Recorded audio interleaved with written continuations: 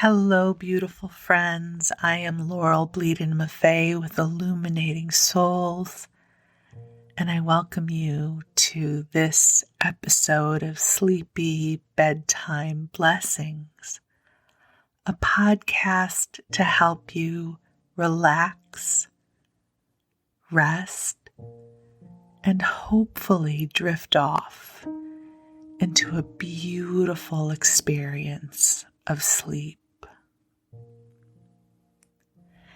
If we're meeting for the first time, I am an angelic practitioner, a spiritual teacher, and an encourager of souls. And during my waking hours, I love to connect with people and help them connect with their angels and also help them remember the magic in their souls. And I do this through angel readings and soul mentoring and different classes. And I also have a Facebook page where I post inspiring messages each day. And I am blessed to get to do the work of my soul that I love, and that I get to meet so many of you, and I get to experience how amazing you are with the big, beautiful hearts that you have and the way you want to shine your light in this world. And every day, I feel so blessed to be here on this journey with you. And as a part of my journey, I find that I really have to take good care of myself. It's important that I focus on self-care. And a part of my self-care is sleep. And, the truth is, for most of my life, I have been a very good sleeper. And for that, I am grateful. But a few years ago, things began to shift for me a little bit.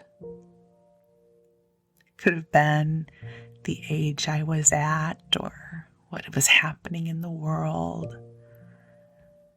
But as my cycle of sleep began to change, I found tremendous comfort and companionship and grace by using sleep podcasts. I still use them to this day. I love my life. It's a beautiful life, and I love getting to go to sleep. And so I put my earbuds in and I cozy on into my covers and I pick an episode of a sleep podcast to listen to. So this may be your first experience with a sleep podcast. And if it is, I'm going to offer you a few suggestions.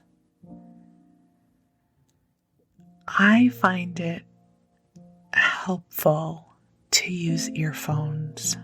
There's something deeply intimate about putting in the earbuds and hearing a loving, soothing voice, lulling me to sleep. And I know it may sound a little peculiar to be creating an hour's worth of content several times a week with the hope that you won't hear most of it because you'll be sleeping. But that's the beauty of it, that you are going to have an hour of loving, soothing company to help you as you transition from wake to sleep. The other thing that can be really helpful, where this podcast can support you, is if you are someone who gets those 3 a.m. wake-up calls from the universe. If you know, right? So if you find yourself awake in the wee hours of the morning, instead of letting your mind get busy with all the thoughts, you can listen to this podcast.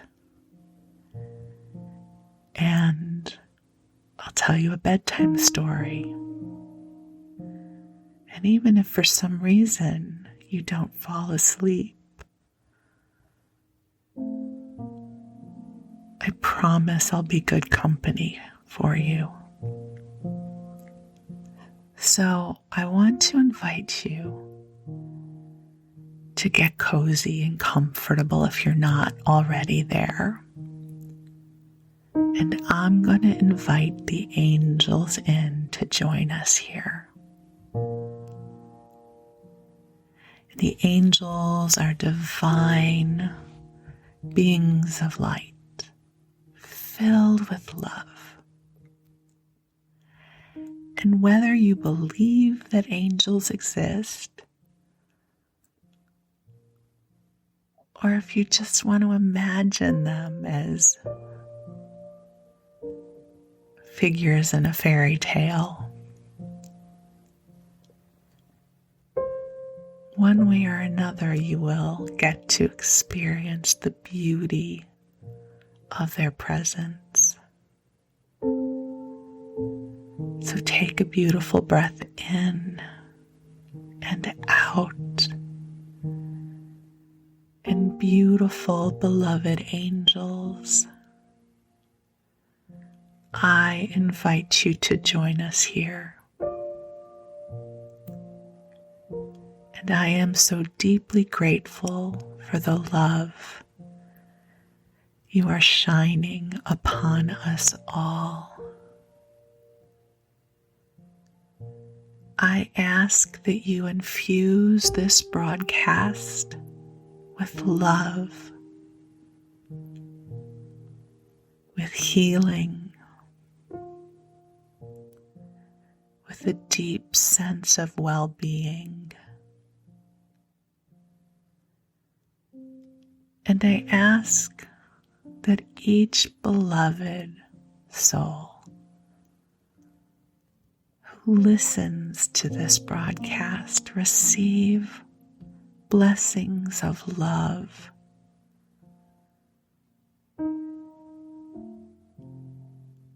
I ask that they connect with their most creative, inspired self. I ask that their path be paved with ease and grace. And I am so grateful to be here with you. So allow the angels to shine their love upon you. And this love, it's beyond unconditional. There is nothing you could ever do or have ever done that would cause your angels to turn away from you. They understand how complicated the human journey is. And they have tremendous compassion and understanding for how complex it gets at times. So in this moment, the invitation for you is to simply receive and allow yourself to be loved. You are a blessing in this world. You are preparing to open up to even more of your unique gifts and abilities. There are prayers that you have already brought forth to God and the angels, and they want you to know that they hear you and that the angels are amplifying the prayers of your heart. You, dear one, are worthy of receiving goodness. You are worthy of kindness. And you are worthy of a life that brings you a sense of fulfillment. So allow your body to relax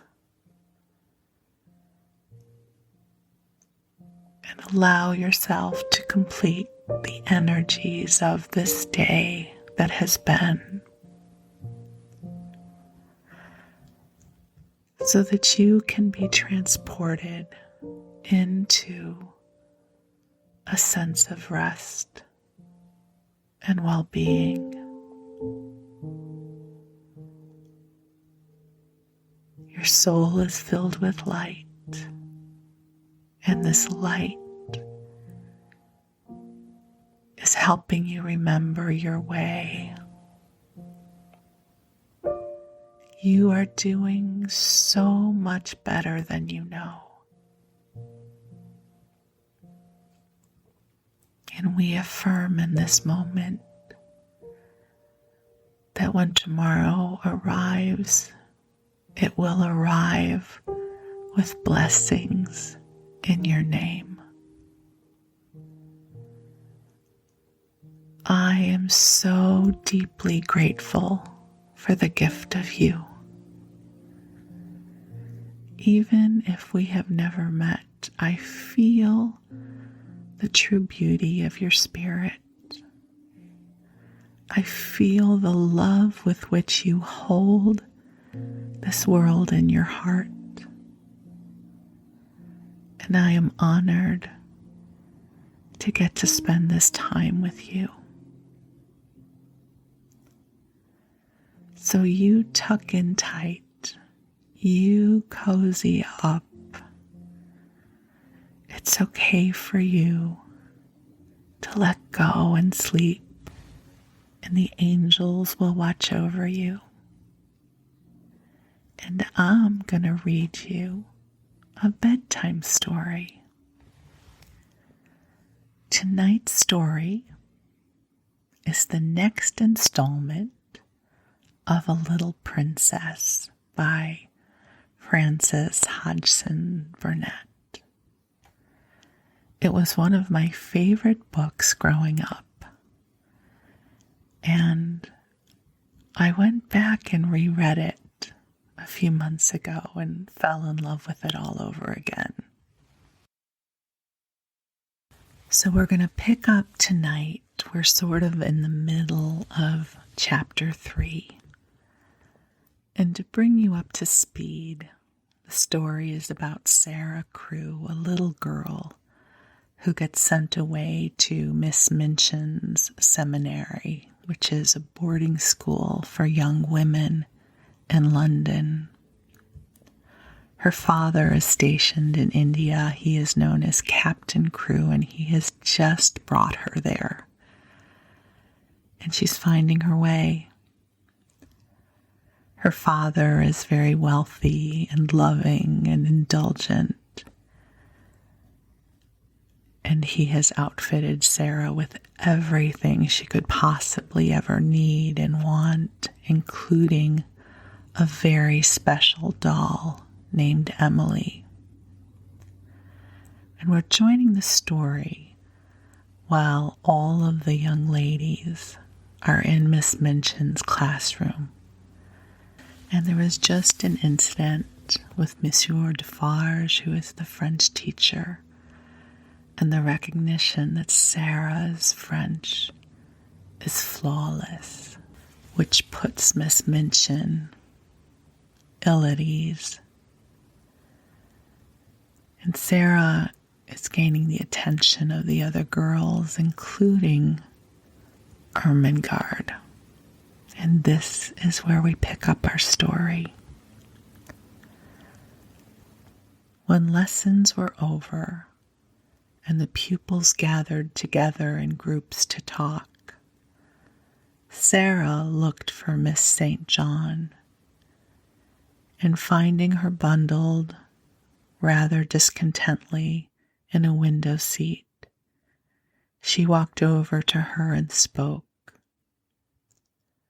She only said the kind of thing little girls always say to each other by way of beginning an acquaintance, but there was something friendly about Sarah, and people always felt it.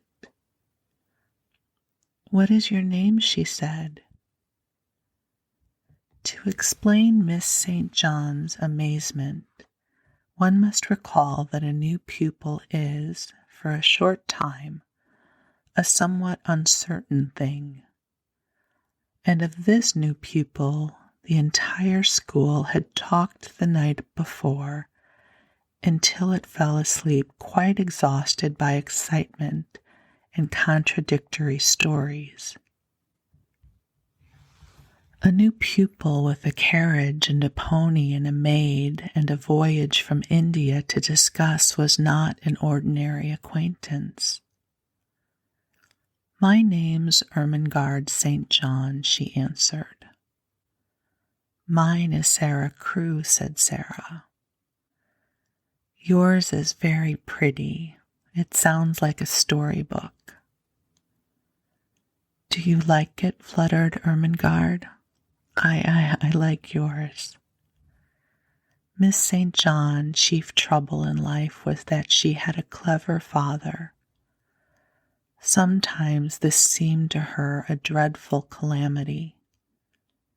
If you have a father who knows everything, who speaks 7 or 8 languages, and has thousands of volumes, which he has apparently learned by heart, he frequently expects you to be familiar with the contents of your lesson books at least, and it is not improbable that he will feel you ought to be able to remember a few incidents of history and to write a French exercise.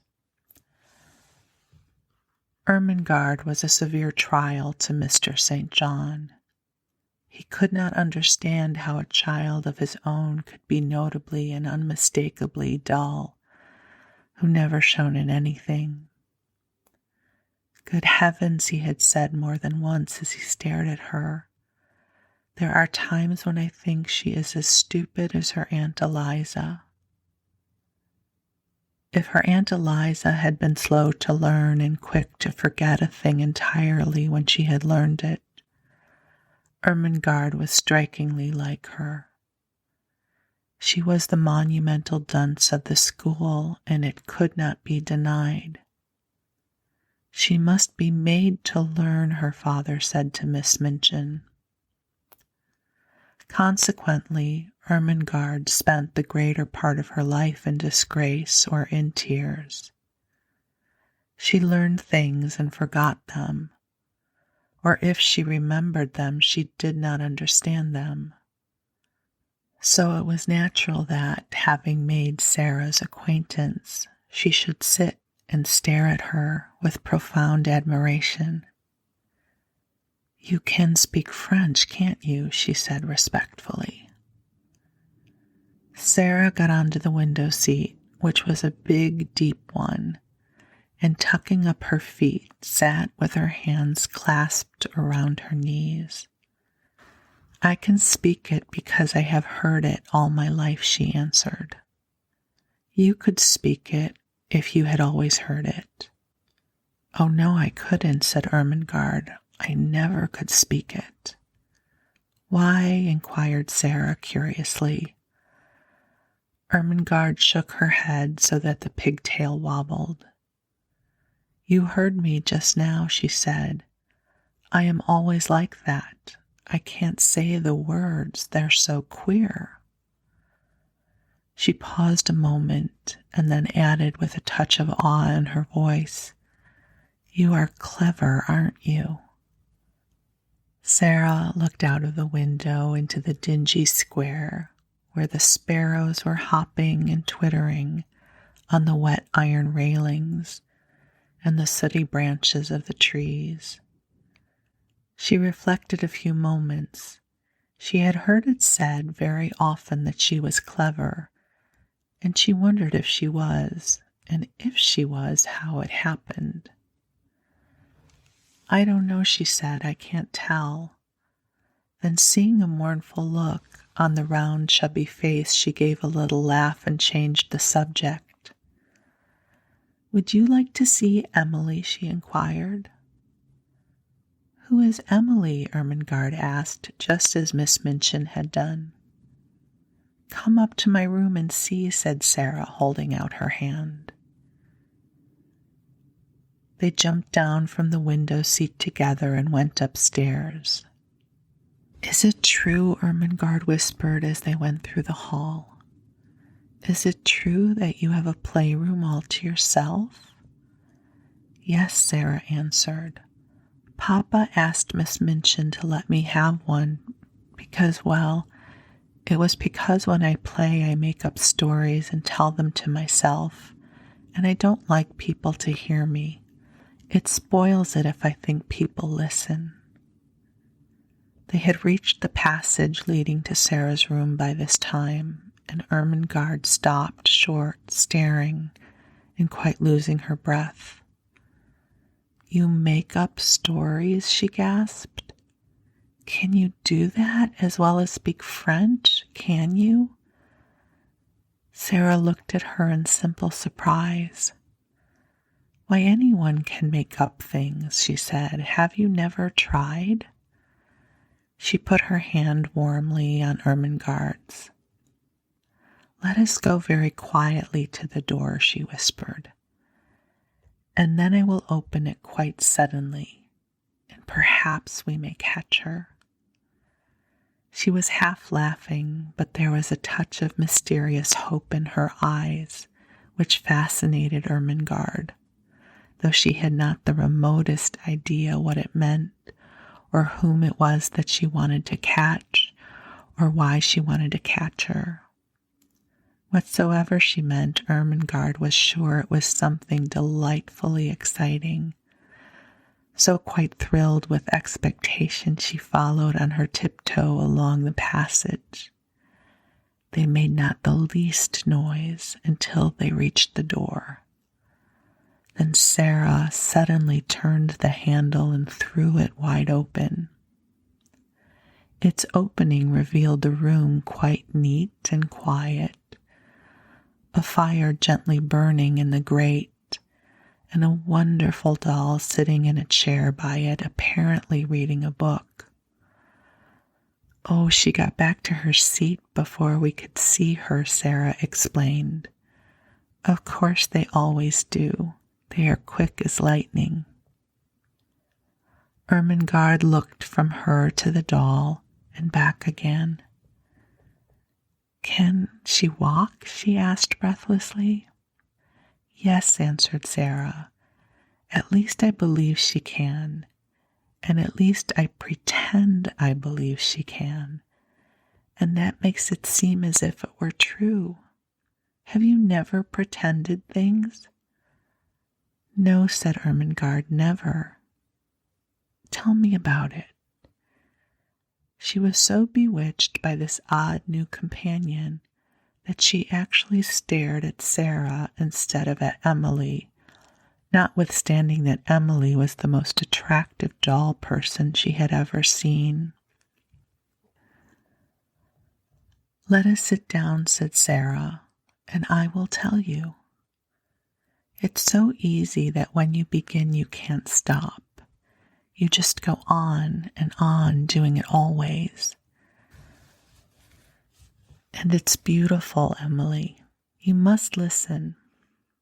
This is Ermengarde St. John, Emily. Ermengarde, this is Emily. Would you like to hold her? Oh, may I, said Ermengarde. May I really? She is beautiful. And Emily was put into her arms.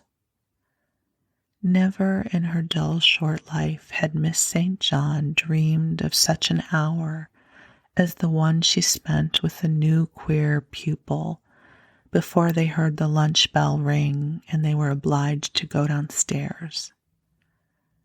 Sarah sat upon the hearth rug and told her strange things. She sat rather huddled up, and her green eyes shone and her cheeks flushed. She told stories of the voyage and stories of India. But what fascinated Ermengarde the most was her fancy about the dolls who walked and talked and who could do anything they chose when the human beings were out of the room, but who must keep their powers a secret and so flew back to their places like lightning when people returned to the room. We couldn't do it, said Sarah seriously. You see, it's kind of magic. Once she was relating the story of the search for Emily, Ermengarde saw her face suddenly change. A cloud seemed to pass over it and put out the light in her shining eyes.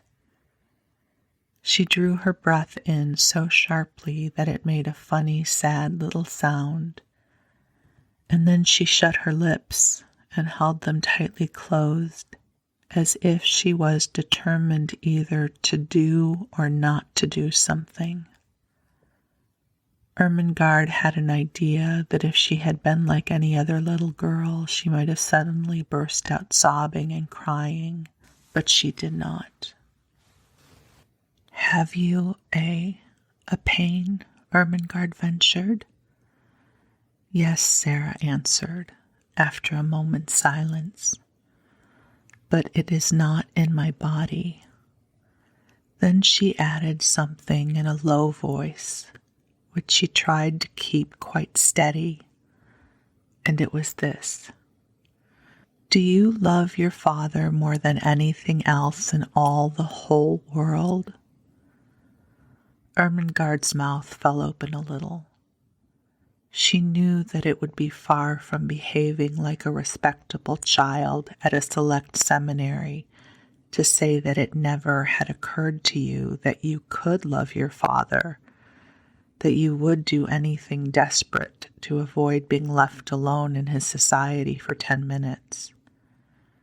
She was, indeed, greatly embarrassed. I scarcely ever see him, she stammered. He is always in the library reading things. I love mine more than all the world 10 times over, Sarah said. That is what my pain is. He has gone away. She put her head quietly down on her little huddled up knees and sat very still for a few minutes. She's going to cry out loud, thought Ermengarde fearfully. But she did not. Her short black locks tumbled about her ears, and she sat still. And then she spoke without lifting her head. I promised him I would bear it, she said, and I will. You have to bear things. Think what soldiers bear. Papa is a soldier. If there was a war, he would have to bear marching and thirstiness and perhaps deep wounds. And he would never say a word, not one word. Ermengarde could only gaze at her, but she felt that she was beginning to adore her. She was so wonderful and different from anyone else. Presently she lifted her face and shook back her black locks with a queer little smile. "If I go on talking and talking," she said, "and telling you things about pretending, I shall bear it better. You don't forget, but you bear it better." Ermengarde did not know why a lump came to her throat, and her eyes felt as if tears were in them. "Lavinia and Jessie are best friends," she said rather huskily. "I wish we could be best friends. Would you ever have me for yours? You're clever, and I'm the stupidest child in the world, but oh, I do so like you." "I'm glad of that," said Sarah. "It makes you thankful when you are liked. Yes, we will be friends. And I'll tell you what," a sudden gleam lighting her face, "I can help you with your French lessons." Chapter 4, Lottie. If Sarah had been a different kind of child, the life she led at Miss Minchin's Select Seminary for the next few years would not have been at all good for her. She was treated more as if she were a distinguished guest at the establishment than as if she were a mere little girl. If she had been a self-opinionated, domineering child, she might have become disagreeable enough to be unbearable through being so much indulged and flattered. If she had been an indolent child, she would have learned nothing. Privately, Miss Minchin disliked her, but she was far too worldly a woman to do or say anything which might make such a desirable pupil wish her to leave her school. She knew quite well that if Sarah wrote to her papa to tell him she was uncomfortable or unhappy, Captain Crewe would remove her at once. Miss Minchin's opinion was that if a child were continually praised and never forbidden to do what she liked, she would be sure to be fond of the place where she was so treated. Accordingly, Sarah was praised for her quickness at her lessons, for her good manners, for her amiability to her fellow pupils, for her generosity if she gave 6 pence to a beggar out of her full little purse. The simplest thing she did was treated as if it were a virtue. And if she had not had a disposition and a clever little brain, she might have been very self-satisfied as a young person. But the clever little brain told her a great many sensible and true things about herself and her circumstances, and now and then she talked these things over to Ermengarde as times went on. "Things happen to people by accident," she used to say. "A lot of nice accidents have happened to me. It just happened that I always liked lessons and books and could remember things when I learned them. It just happened that I was born with a father who was beautiful and nice and clever and could give me everything I liked. Perhaps I have not really a good temper at all, but if you have everything you want and everyone is kind to you, how can you help but be good-tempered? I don't know," looking quite serious, "how I shall ever find out whether I am really a nice child or a horrid one. Perhaps I'm a hideous child and no one will ever know just because I have never had any trials." "Lavinia has no trials," said Ermengarde stolidly, "and she is horrid enough." Sarah rubbed the end of her little nose reflectively as she thought the matter over. "Well," she said at last, perhaps that is because Lavinia is growing." This was the result of a charitable recollection of having heard Miss Amelia say that Lavinia was growing so fast that she believed it affected her health and temper. Lavinia, in fact, was spiteful. She was jealous of Sarah. Until the new pupil's arrival, she had felt herself the leader in the school. She had led because she was capable of making herself extremely disagreeable if the others did not follow her. She domineered over the children and assumed grand airs with those big enough to be her companions. She was rather pretty and had been the best-dressed pupil in the procession when the select seminary walked out 2 by 2 until Sarah's velvet coat and sable muffs appeared, combined with drooping ostrich feathers, and were led by Miss Minchin at the head of the line. This, at the beginning, had been bitter enough. But as time went on, it became apparent that Sarah was a leader too, and not because she could make herself disagreeable, but because she never did. There's one thing about Sarah Crewe Jessie had enraged her best friend by saying honestly. She's never grand about herself the least bit, and you know she might be lavvy. I believe I couldn't help being just a little if I had so many fine things and was made such a fuss over. It's disgusting the way Miss Minchin shows her off when parents come.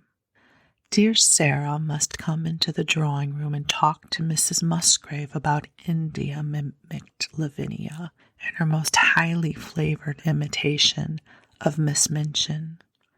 Dear Sarah must speak French to Lady Pitkin. Her accent is so perfect. She didn't learn her French at the seminary at any rate, and there's nothing so clever in her knowing it.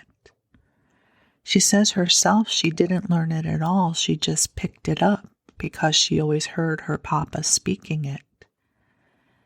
And as to her papa, there is nothing so grand in being an Indian officer. She's always doing something silly, snapped Lavinia. My mamma says that way of hers of pretending things is silly. She says she will grow up eccentric. It was quite true that Sarah was never grand. She was a friendly little soul and shared her privileges and belongings with a free hand. The little ones, who were accustomed to being disdained and ordered out of the way by the mature ladies aged 10 and 12, were never made to cry by this most envied of them all. She was a motherly young person, and when people fell down and scraped their knees, she ran and helped them up and patted them, or found in her pocket a bonbon or some other article of a soothing nature. She never pushed them out of her way or alluded to their years as a humiliation and a blot upon their small characters. If you are 4, you are 4, she said severely to Lavinia on an occasion of her having, it must be confessed, slapped Lottie and called her a brat. But you will be 5 next year, and 6 the year after that, and, opening large convicting eyes, it takes 16 years to make you 20. Dear me, said Lavinia, how we can calculate. In fact, it was not to be denied that 16 and 4 made 20, and 20 was an age the most daring we are scarcely bold enough to dream of. So the younger children adored Sarah. More than once she had been known to have a tea party made up of these despised ones in her own room. And Emily had been played with, and Emily's own tea service used, the one with cups which held quite a lot of much sweetened weak tea and had blue flowers on them. No one had seen such a very real doll's tea set before. From that afternoon, Sarah was regarded as a goddess and a queen by the entire alphabet class. Lottie Lay worshipped her to such an extent that if Sarah had not been a motherly person, she would have found her tiresome. Lottie had been sent to school by a rather flighty young papa who could not imagine what else to do with her.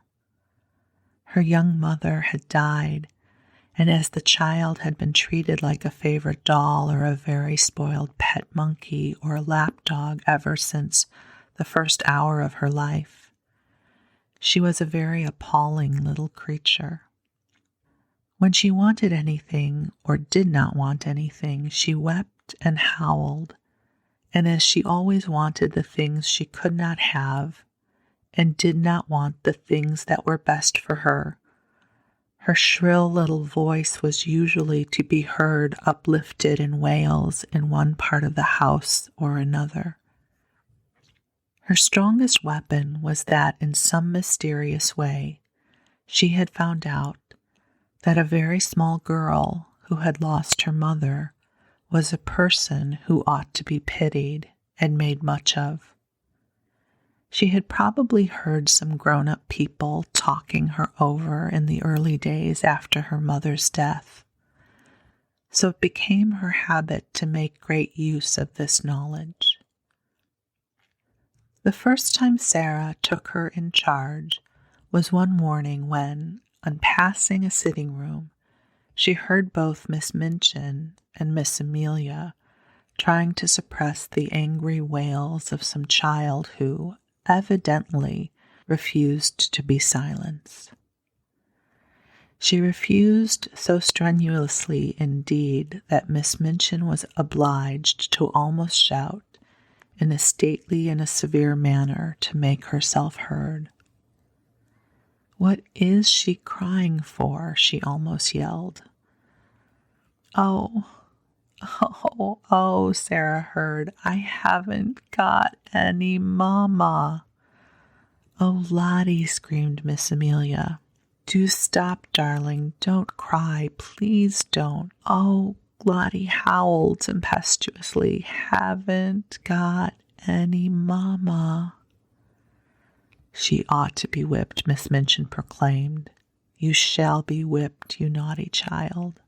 Lottie wailed more loudly than ever. Miss Amelia began to cry. Miss Minchin's voice rose until it almost thundered. Then suddenly she sprang up from her chair in impotent indignation and flounced out of the room, leaving Miss Amelia to arrange the matter. Sarah had paused in the hall, wondering if she ought to go into the room, because she had recently begun a friendly acquaintance with Lottie and might be able to quiet her. When Miss Minchin came out and saw her, she looked rather annoyed. She realized that her voice, as heard from inside the room, could not have sounded either dignified or amiable. "Oh, Sarah," she exclaimed, endeavoring to produce a suitable smile. "I stopped," explained Sarah, "because I knew it was Lottie, and I thought perhaps, just perhaps, I could make her be quiet." "May I try, Miss Minchin?" "If you can, you are a clever child," answered Miss Minchin, drawing in her mouth sharply. Then, seeing that Sarah looked slightly chilled by her asperity, she changed her manner. "But you are clever in everything," she said in her approving way. "I dare say, if you can manage her, go in," and she left her. When Sarah entered the room, Lottie was lying upon the floor, screaming and kicking her small fat legs violently, and Miss Amelia was bending over her in consternation and despair, looking quite red and damp with heat. Lottie had always found, when in her own nursery at home, that kicking and screaming would always be quieted by any means she insisted on.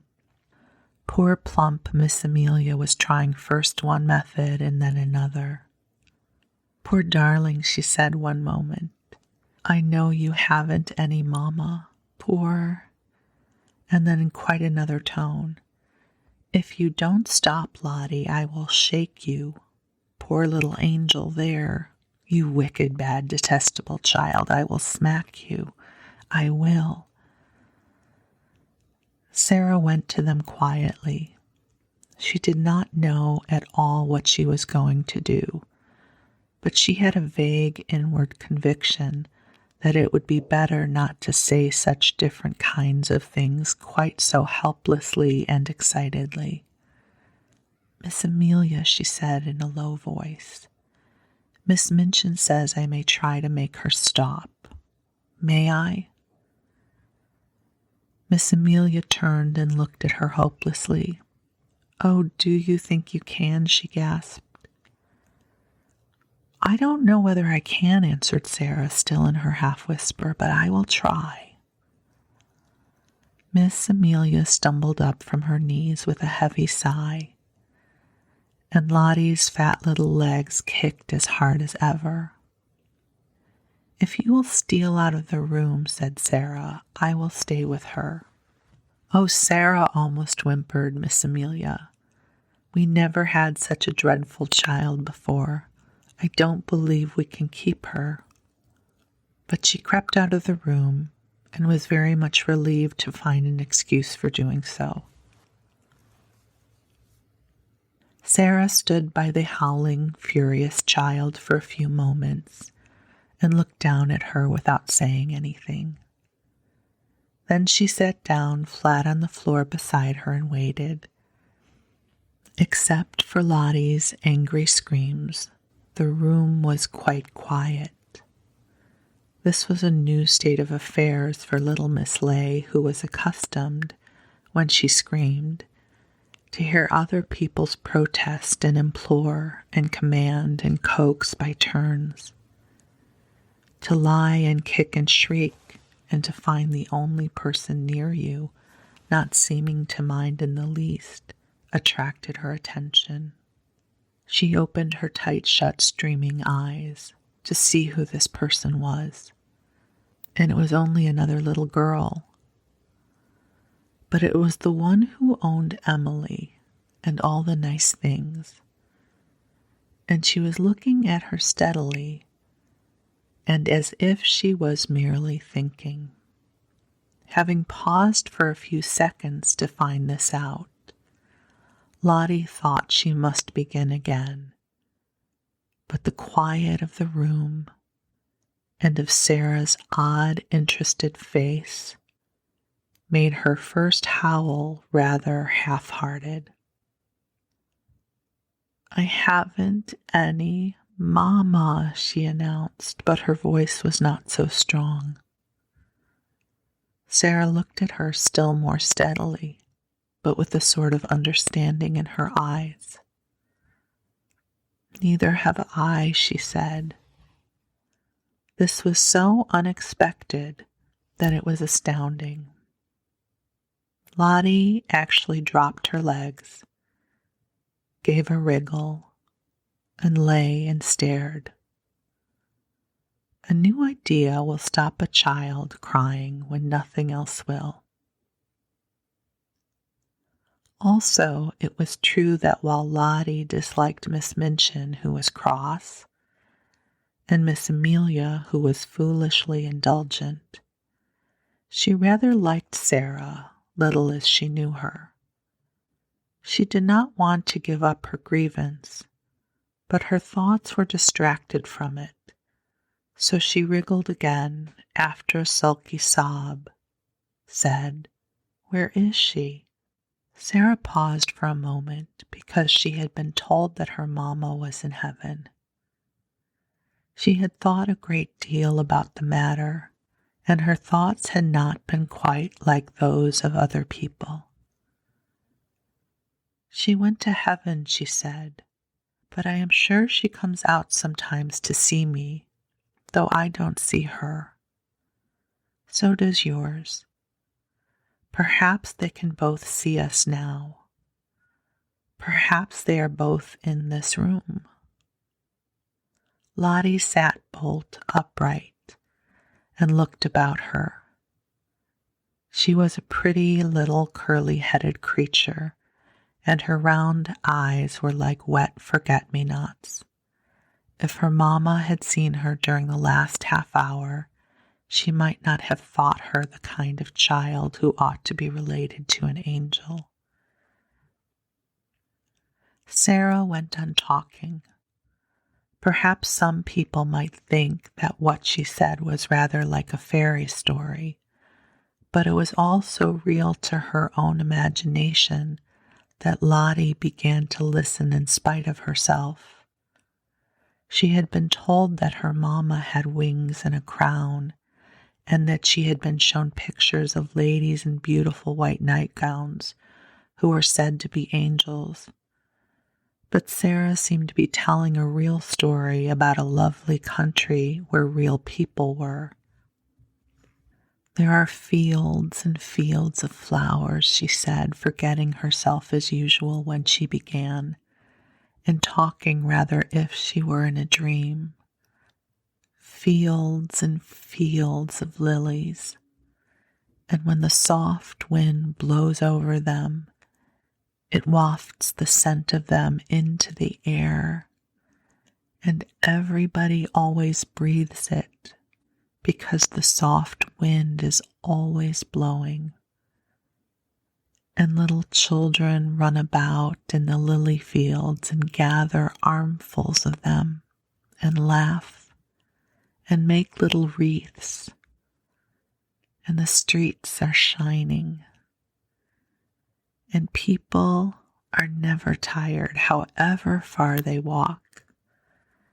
They can float anywhere they like, and there are walls made of pearl and gold all around the city.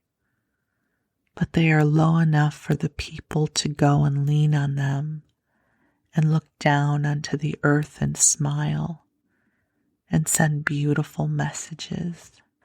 Whatsoever story she had begun to tell, Lottie would, no doubt, have stopped crying and been fascinated into listening. But there was no denying that this story was prettier than others. She dragged herself close to Sarah and drank in every word until the end came far too soon. When it did come, she was so sorry that she put her lip up ominously. "I want to go there," she cried. "I haven't any mama in this school." Sarah saw the danger signal and came out of her dream.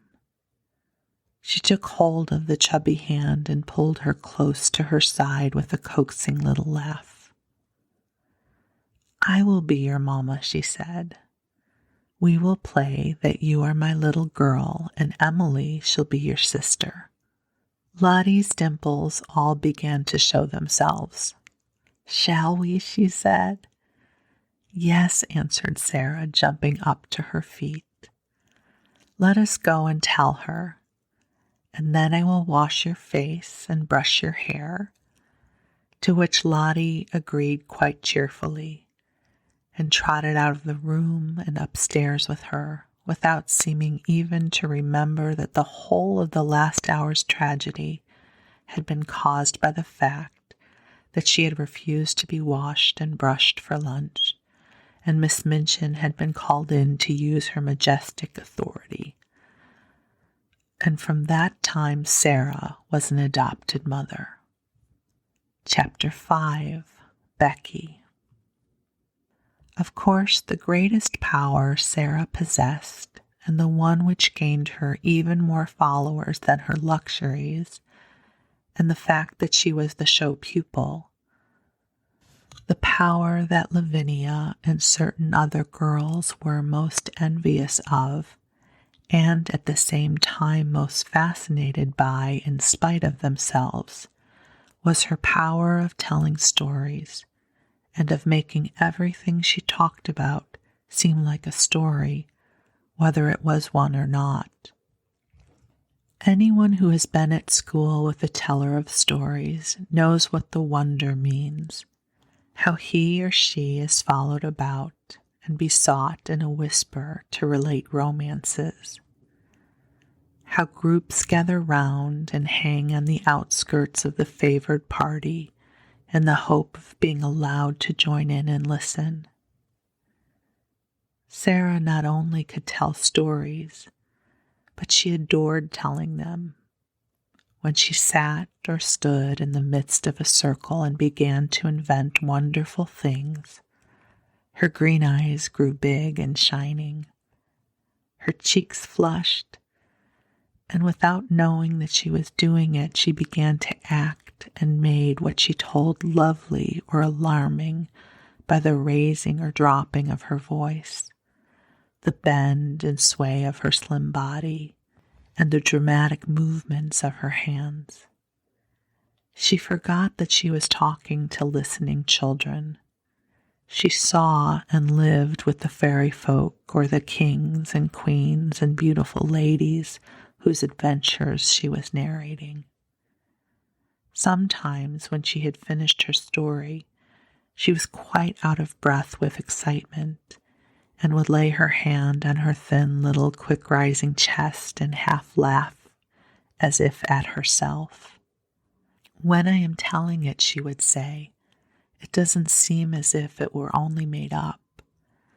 It seems more real than you are, more real than the schoolroom. I feel as if I were all the people in the story, one after the other." She had been at Miss Minchin's school about 2 years, when one foggy winter's afternoon, as she was getting out of her carriage comfortably wrapped in her warmest velvets and furs, and looking very much grander than she knew, she caught sight, as she crossed the pavement, of a dingy little figure standing on the area steps and stretching its neck so that its wide open eyes might peer at her through the railings. Something in the eagerness and timidity of the smudgy face made her look at it, and when she looked she smiled because it was her way to smile at people. But the owner of the smudgy face and the wide open eyes evidently was afraid that she ought not to have been caught looking at pupils of importance. She dodged out of sight like a jack-in-the-box and scurried back into the kitchen, disappearing so suddenly that if she had not been such a poor little forlorn thing, Sarah would have laughed in spite of herself. That very evening, as Sarah was sitting in the midst of a group of listeners in a corner of the schoolroom telling one of her stories, the very same figure timidly entered the room, carrying a coal box much too heavy for her, and knelt down upon the hearth rug to replenish the fire and sweep up the ashes.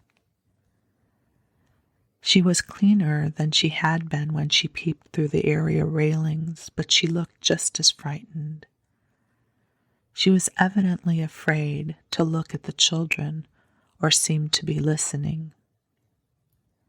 She put on pieces of coal cautiously with her fingers so that she might make no disturbing noise, and she swept about the fire irons very softly. But Sarah saw in 2 minutes that she was deeply interested in what was going on, and that she was doing her work slowly in the hope of catching a word here and there. And realizing this, she raised her voice and spoke more clearly. The mermaids swam softly about in the crystal green water and dragged after them a fishing net woven of deep-sea pearls, she said. The princess sat on the white rock and watched them. It was a wonderful story about a princess who was loved by a prince merman and went to live with him in shining caves under the sea. The small drudge before the gate swept the hearth once and then swept it again. Having done it twice, she did it 3 times. And as she was doing it for the 3rd time, the sound of the story so lured her to listen that she fell under the spell and actually forgot that she had no right to listen at all, and also forgot everything else. She sat down upon her heels as she knelt on the hearth rug, and the brush hung idly in her fingers. The voice of the storyteller went on and drew her with it into the winding grottos under the sea, glowing with soft, clear blue light and paved with pure golden strands. Strange sea flowers and grasses waved about her, and far away faint singing and music echoed. The hearth brush fell from the work-roughened hands, and Lavinia Herbert looked around. "That girl has been listening," she said. The culprit snatched up her brush and scrambled to her feet. She caught at the coal box and simply scuttled out of the room like a frightened rabbit. Sarah felt rather hot-tempered. "I knew she was listening," she said. "Why shouldn't she?" Lavinia tossed her head with great elegance. "Well," she remarked, "I do not know whether your mamma would like you to tell stories to servant girls, but I know my mamma wouldn't like me to do it." "My mamma," said Sarah, looking odd. "I don't believe she would mind in the least. She knows that stories belong to everybody." "I thought," retorted Lavinia in severe recollection, "that your mamma was dead. How can she know things?" "Do you think she doesn't know things?" said Sarah in her stern little voice. Sometimes she had a rather stern little voice. "Sarah's mamma knows everything," piped in Lottie. "So does my mamma, except Sarah is my mamma at Miss Minchin's. My other one knows everything. The streets are shining, and there are fields and fields of lilies, and everyone gathers them. Sarah tells me when she puts me to bed." "You wicked thing," said Lavinia, turning on Sarah, "making fairy stories about heaven." "There are much more splendid stories in Revelation," returned Sarah. "Just look and see. How do you know mine are fairy stories? But I can tell you, with a fine bit of unheavenly temper, you will never find out whether they are or not if you're not kinder to people than you are now. Come along, Lottie." And she marched out of the room, rather hoping that she might see the little servant again somewhere. But she found no trace of her when she got into the hall. And with that, my beloved friends, the angels and I wish you a blessed rest, and we'll come together again soon. You are loved, you are precious, and you are a blessing in this world.